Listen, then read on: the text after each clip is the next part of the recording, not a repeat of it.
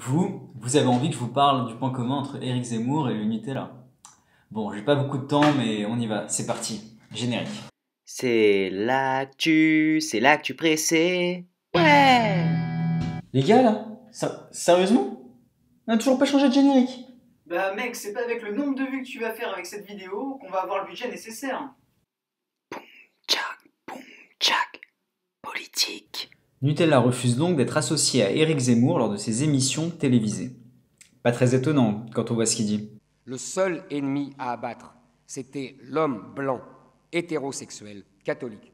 Le seul à qui on fait porter le poids du péché mortel de la colonisation.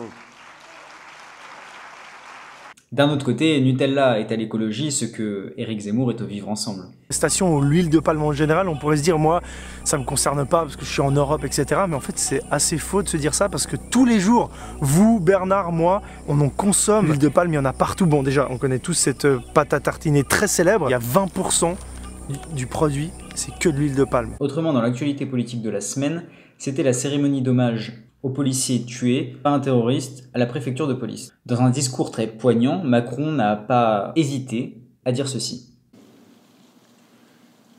Et qu'un individu imprégné d'une telle idéologie puisse exercer dans le lieu où précisément l'on traque les individus dangereux est inconcevable, inacceptable. Par ailleurs, le ministre de l'Intérieur Christophe Castaner a été beaucoup critiqué et sa responsabilité dans l'attaque terroriste a été mise en cause. Il a notamment dû se défendre lors d'auditions à l'Assemblée nationale et au Sénat. Lors de son audition à l'Assemblée nationale, il a notamment dit ceci. Parmi ces signes qui doivent être relevés, le port de la barbe. Boum, tchac, sport. Dans l'actualité sportive cette semaine, c'est le match... attendez, on me dit dans l'oreillette que le match France-Angleterre a été annulé à cause d'un typhon. Bon, et bien, sinon, dans l'actualité sportive, vous pouvez essayer de regarder les matchs de rugby qui n'ont pas été annulés. Boum, tchac, international. Donald Trump a retiré ses troupes du Kurdistan. We've been in Syria for many years. You know, Syria was supposed to be a short-term hit. Just a very short-term hit, and we were supposed to be in and out. We only have 50 people in that area. That's a small sector.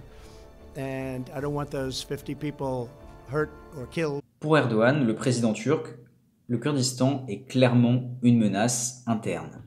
Le retrait des troupes américaines permet donc à ses troupes, à lui, d'attaquer. Première frappe de l'aviation turque s'abat sur la ville frontalière de Ras Al Ain, provoquant le départ massif des populations civiles, kurdes et syriennes. Ce qui est problématique, c'est que les Kurdes ont beaucoup aidé à faire disparaître l'État islamique. De plus, beaucoup de prisonniers européens de Daesh qui se trouvent au Kurdistan risquent d'être libérés par cette offensive turque. Les Kurdes, alliés de l'Occident, se retrouvent donc seuls face à la Turquie. Donald Trump a été beaucoup critiqué sur ce choix-là, mais celui-ci se justifie en disant que les Kurdes n'ont pas aidé l'Occident lors de la Seconde Guerre mondiale.